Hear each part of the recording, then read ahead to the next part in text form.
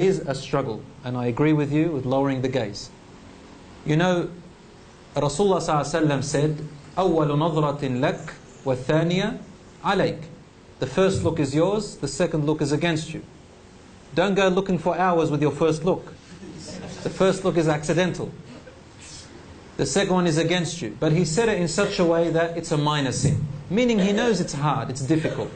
So when you say astaghfirullah, when you pray, when you give sadaqah, when you say salam alaikum to someone, when you say la ilaha illallah, it wipes it away, wipes it away. My advice to you is this: number one, lowering your gaze is not something that you can do perfectly. No one can. Everybody subtly, they get their desires to get the better of them. Allah, I've seen even the best of people. But the difference between the person who doesn't fear Allah subhanahu wa ta'ala, doesn't have any sounds of iman or regret, and the person who does, they both look sometimes, but what happens? One of them goes back and does something to erase it, and the other one enjoys it and tells his friends about it. That's the difference. So my advice to you is not a medicine or a cure to lower your gaze forever and never be able to look. But there is no such solution. Allah created a desire in us to test us with it. It's there. And Rasulullah ﷺ said the first is yours, the second is against you, meaning it's always going to happen. So let's just cut to the chase, and let's not be superhuman beings. None of us are super Muslims, boy or girl, men or women. We all have, weaknesses. And these weaknesses, however, the difference between a person who is weak and fears Allah and a person who doesn't fear Allah is that the weak person does something about it.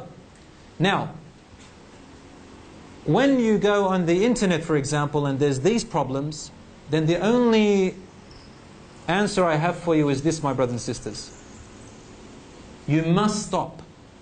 You must. And you can. You can. Because if it becomes an addiction, do you know what I'm talking about? If it becomes an addiction, it's going to be very difficult to stop. But you can stop. Some people stop when they get caught by someone who they thought, I would kill myself if I get caught by this person. We don't want to get to that. Some people, they stop when a tragedy happens to them. We don't want to get to that. You can stop. Don't ever say to yourself you can't. Pornography is something that causes a person to become sick and ill. And listen about the problems that you have in the future. In high school, the 11s and year 12s come to me with this same problem. Say, I can't help myself, this, that. And I say to them, when you get married, it's going to cause you problems. And I start to detail the problems to them. I can't say it here, we have brothers and sisters together. But I want you to read about the psychological and physical problems it can cause to you and break up your marriage, break up your family and yourself if you get into stuff like that. The only solution for Ghadd al-Basar is fear. Fear. Fearing hellfire. Fearing the punishment. Fearing the embarrassment. Fearing the physical harm. The illness, the sickness. So my brothers and sisters, the best advice I can give you right now, simply for lowering your gaze, is if you do look, then do something to erase it. Do something to erase it. And one Sahabi said, Ya Rasulullah, is saying La ilaha illallah one of the ibadat that erases it? He said, among the best. So if you follow it up with that, inshaAllah, you'll keep it maintained and balanced. And if you are stuck with it in secret, no need to tell anyone about it. Leave it between you and Allah subhanahu wa ta'ala, and do your utmost effort to do anything to stop it. You can stop. So my brothers and sisters in Islam, this is brief advice I can give you. Now in that conference, I saw one of the topics on Sunday. Please go to it. I'm not sure which Sheikh was giving, or a Da'iyah was giving the topic about this particular issue in detail, inshaAllah. There's so much research done it, and I really advise you to go to it, inshaAllah ta'ala. I'm going to go to it because I have students who I'd like to go back with, inshaAllah, with more information. Now it says here, this question is controversial. I don't know if I should answer it, but inshaAllah, it says, هل يجوز الاحتفال بمولد النبي صلى الله عليه وسلم?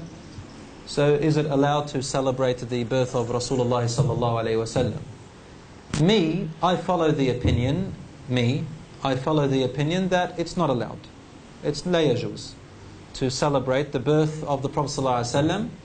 But I'm not one of those who go out and as if the world has ended when someone celebrates Mawlid al-Rasul sallallahu alaihi wasallam. Now some people, they go to extremes with Mawlid. So kayfiyat al-ihtifal, the manner of how to celebrate, also matters to me. I agree, this is something which scholars have differed upon, and some of them, they went with strictly the hadith and sunnah, that if Rasulullah sallallahu alaihi wasallam did not celebrate his own birthday, then are we better than him and his sahabas to celebrate his birthday? I go with that opinion. If you want to get closer to Allah subhanahu wa ta'ala, then why don't you do what the sahabas used to do?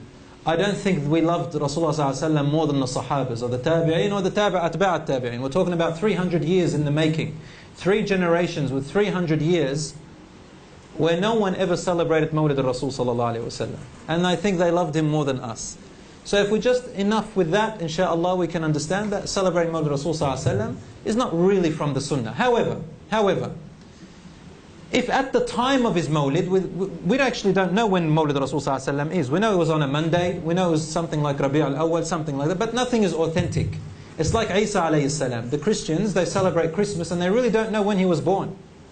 You have the Orthodox celebrating Christmas 2 months before, or 2 months later. You have the Mormons doing it another time. You have the Seventh-day Adventists doing another time. You have the Catholics who do it now on the 25th of December. Isa alayhi salam is a prophet. Why don't we celebrate his birthday? Musa alayhi salam is a prophet. Let's celebrate with the Jews. Why don't we do that? Well, I think we love him more than them, don't we? So it doesn't make sense to me, personally, neither Islamically nor in common sense, to celebrate Rasulullah's birthday. I think this was brought out historically from the Christians and those before, and we're imitating what they are doing by celebrating Jesus Christ's birthday. We're celebrating Muhammad's birthday to show that we love him. Now, brothers and sisters, very important, please do not put down those brothers and those mashayikh. Though some of them are full of knowledge. One of my colleagues, mashallah, is a doctorate. He's got a doctorate in Tawheed and Aqidah, and he, subhanallah, celebrates Mawlid al-Rasul. We have long conversations together about it. However, the way he does it is this way.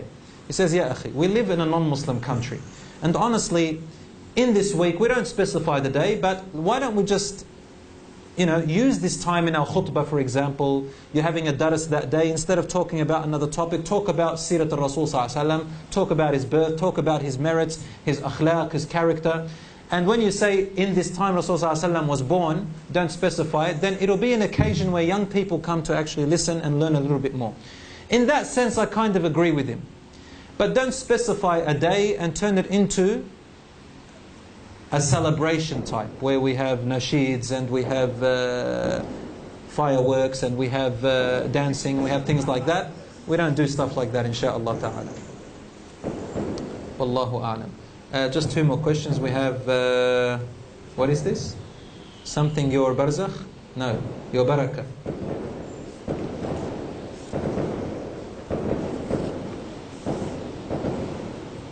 I said here, Shaykh, you mentioned that Zayd married Ayman when she was middle 30s. How come?